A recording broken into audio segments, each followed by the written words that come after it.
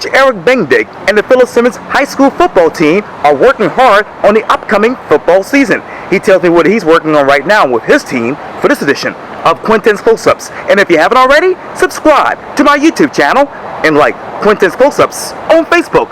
And also be sure to follow me on the Palmetto Network. Coach Eric Bendig, welcome back to Quintin's Close-Ups. I'm glad to be back. It's great to be here. Yes, sir. I appreciate it greatly. Obviously, you're the head coach of the Simmons football team, high school football team. And I know that obviously this is your 7th year. 16 total. Wow. Yeah. So where are you mentally right now with that? I feel old. Had my 39th birthday the other day. And it started to creep up that that's almost 40. And, Yes. when you're 22, when you start a profession, you don't really see that far. And now we're here, and I feel like it was yesterday. Wow. But I love it. I'm truly blessed. I do what I love. I don't work a day in my life. I get to do what I'm passionate about, and I just can't. I know a lot of people that don't do a job that they love, and I get to do that. Wow. And I'm very blessed for that. Yes. And you talk about the profession, Coach. What is the biggest difference about that profession from the time you started to right now? I think a lot of it is, a lot of people say that, kids change or generations change. Yeah. I think we all have. There's a lot more significance placed on mental health. And, we're not just there to coach football. We're there to be mentors. We're there to help as much as we can, not just with football. And I love that part of it because that's what got me into the profession. The mentors that I had, the people that I had with me. And I think that's changed a lot, a little bit more place on, we can't just be there for, the physical athlete. We have to be there for the total package, right? That, and we're, so much safer, and equipment's been much safer, and how we practice and when we practice and the things that go into the safety piece is definitely changed, and for good, obviously. And what else are you in your team actually adding to that safety piece to make sure that the players are safe? Oh yeah, so all of our coaches get certified in CPR training and AED training. We get certified yearly in that. We get certified in, heat illness awareness, sudden cardiac arrest, concussion management, and noticing what concussions could be in a player, because we're that first line of not defense, we're that first line of, do we think a player is concussed? And we have to be very, very above board about that, pull them out and follow the protocols. The hydration has changed. We're constantly, water is provided at all times. Yes. There's not breaks where you've gone for 20 minutes without, and now you're going for 5 with. It's constantly provided. We do a lot before practice and after practice with that hydration piece, and then safety. I firmly believe in our students, and Berkeley County does a really great job of providing top of the line equipment. They buy the nicest helmets. They buy the safest helmets. They only buy the ones that are rated highly by the Concussion Testing Institute, and they provide those for us for our students to have. We do some other things to help. They've created these caps that have kind of cushioned the blow of a hit that normally you wouldn't have, and they're called Guardian caps. They're great, and we've tried to get almost every single player in them.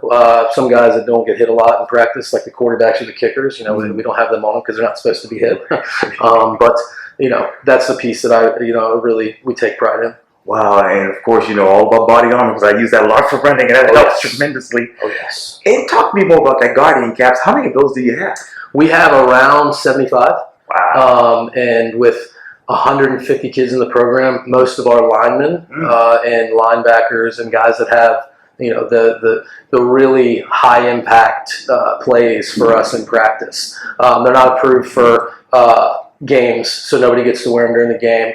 So you're really just taking the weekly Monday through Thursday hits off of those guys as much as we can, because we want them to be the safest they can be, and we love them to death, and the best way we can have them safe on Friday is to protect them Monday through Thursday as well. So we're going to hopefully keep expanding that number to hopefully get every single person one. besides maybe the quarterbacks and the kickers. And ideally, what number do you want to have that at now? I would love to get to that 150 mark, just to always have one for every single person. Wow. And you talk about those high-impact games. What exactly is that like for you and your team? Oh, gosh. We play some really tough opponents. Yes.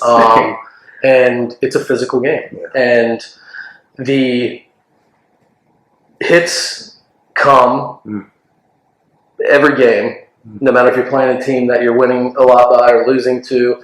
And the best way to train for that is to teach them the proper mechanics of tackling, teach them the proper mechanics of running with the football, building their bodies up year-round to try to make sure that they're ready for that impact, and training them to be the best that they can be at being safe as well as being a great football player.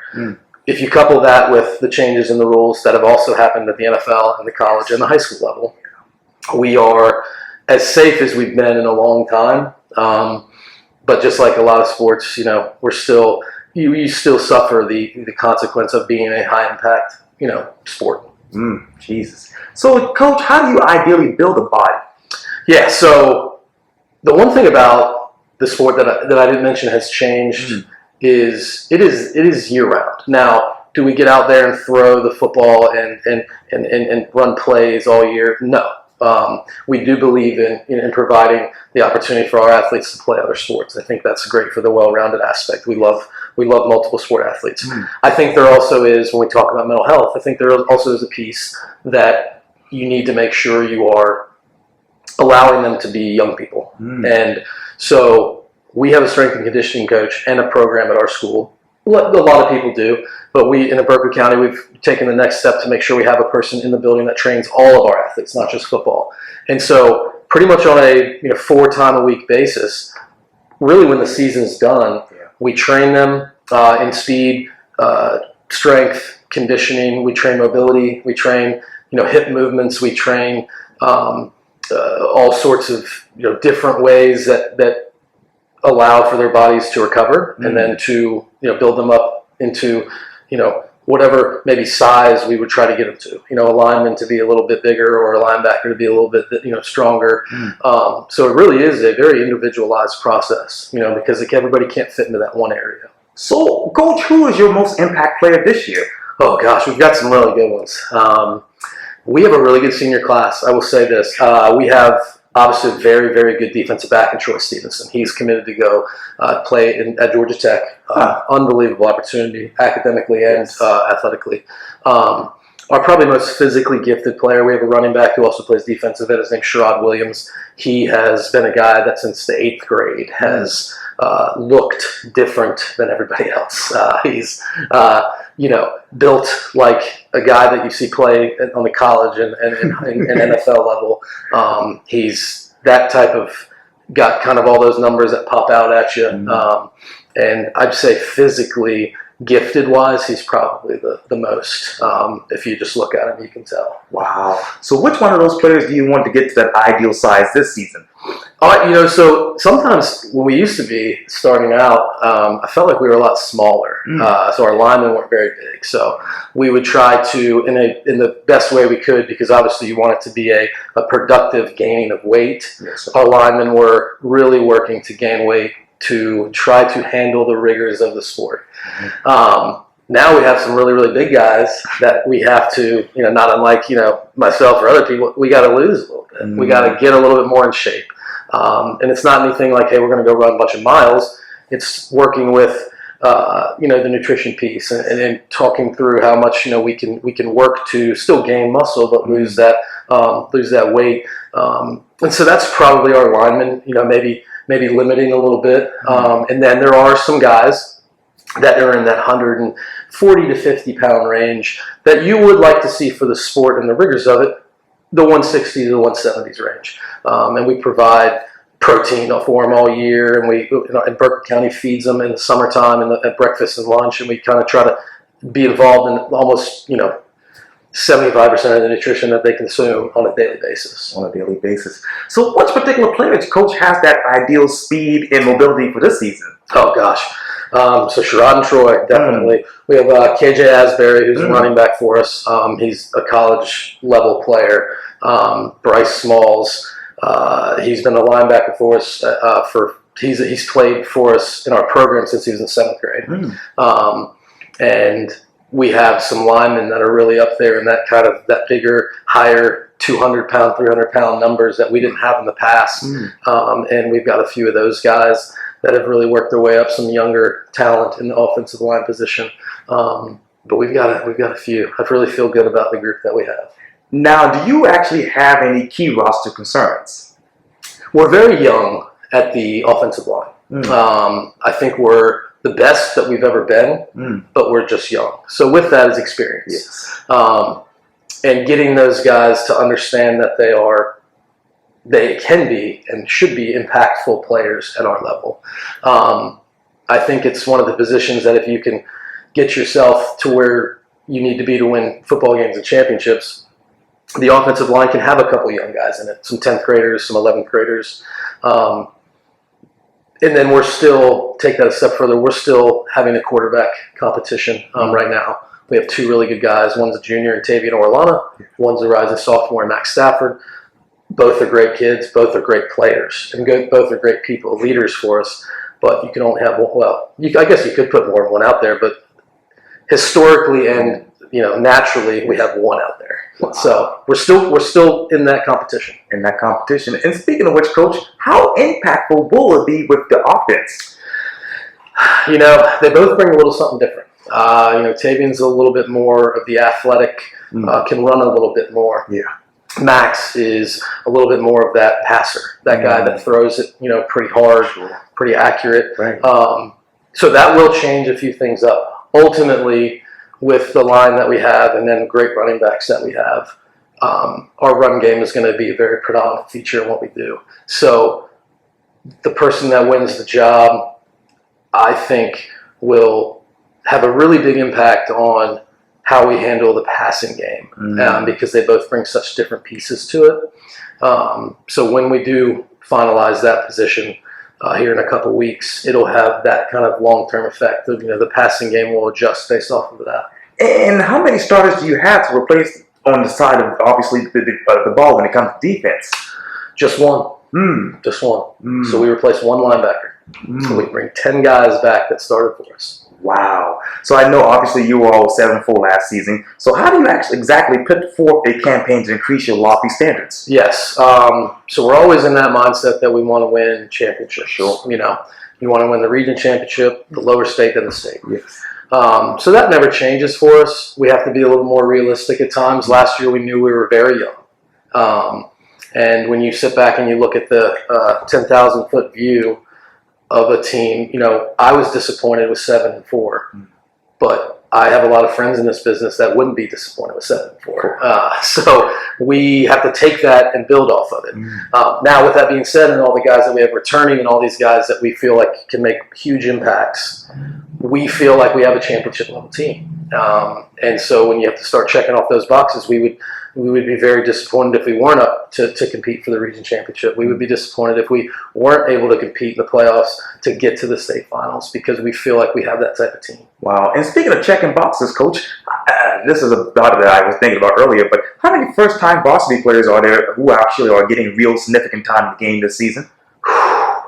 It's a great question. Going through my mind, I would probably say two guys that have come to us from, a lacrosse or a basketball and are just really athletic. Yeah. And they've come out and they've taken to the sport, and that's on the varsity level. A lot more on the JV level with 9th and 10th graders. Oh, yeah. Guys that have just come into their own and said, I want to play football maybe as a 10th grader. So I would say 2 significant on the varsity and probably upwards of more of like 10 to 15 on the JV. Wow, that's amazing. And so I know you're always thinking about this too, but what are your 2 toughest games that you're preparing for mentally? Oh, gosh. I would give you like the coach cliche speak. I'll be like the next one and then the one after that. But, I'll give you the, we have a big rival in Bishop England. That's one of those that we look at, you can win all these games, but if you lose that one, you're going to be disappointed no matter what. And then I think you have to take a look at Buford, who won the state title in 3A, and they're in our region. And that's not taken away from anybody else in our region. Hanahan's got a great new coach and a good team.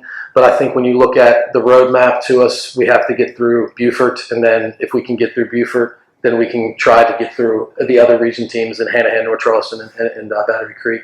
But, always Bishop England. We're always saying that one. We tell the kids all the time. Yes. No green in the weight room and locker room. But yeah, so that's the two. That's the two for sure. And how much has that roadmap changed in the past year or two? A little bit. We're always on the mind of our rival, Bishop England. It's not that at that level, but it's the Carolina Clemson. It's always on your mind. Yes. But we didn't know coming from last year how well we could compete with the likes of Buford, or Hanahan that was in our region, because we were going up to 3A from 2A, and we just didn't know. It was kind of the unknown. We got into the game and we did lose, but I saw some things that we could build on. Had a lot of guys coming back that made a lot of impacts in those games. Yeah. So they're still a great program. I think we've taken a little step further. So, I think you finally start to say, well, I think we can compete to win that game. Wow, that's amazing. Well, I'm looking forward to a great season with you all. I appreciate you. Yeah, man. Well, Philip Simmons, football head coach, Eric Bendig, thank you for your time, and welcome back to Quintin's Close-Ups. Oh, man, I love it. Thank you. Thank you.